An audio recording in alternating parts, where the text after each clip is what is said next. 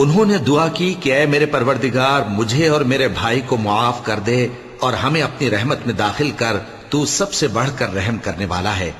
جن لوگوں نے بچڑے کو معبود بنا لیا تھا ان پر ان کے پروردگار کا غضب واقع ہوگا اور دنیا کی زندگی میں ذلت نصیب ہوگی، اور ہم افترا پردازوں کو ایسا ہی بدلہ دیا کرتے ہیں۔ اور جنہوں نے برے کام کیے پھر اس کے بعد توبہ کر لی اور ایمان لے آئے تو کچھ شک نہیں کہ تمہارا پروردگار اس کے بعد بخش دے گا کہ وہ بخشنے والا مہربان ہے۔ اور جب موسیٰ کا غصہ ٹھنڈا ہوا تو تورات کی تختیاں اٹھا لیں، اور جو کچھ ان میں لکھا تھا وہ ان لوگوں کے لیے جو اپنے پروردگار سے ڈرتے ہیں ہدایت اور رحمت تھی۔ اور موسیٰ نے اس میعاد پر جو ہم نے مقرر کی تھی اپنی قوم کے 70 آدمی منتخب کر کے کوہ طور پر حاضر کیے۔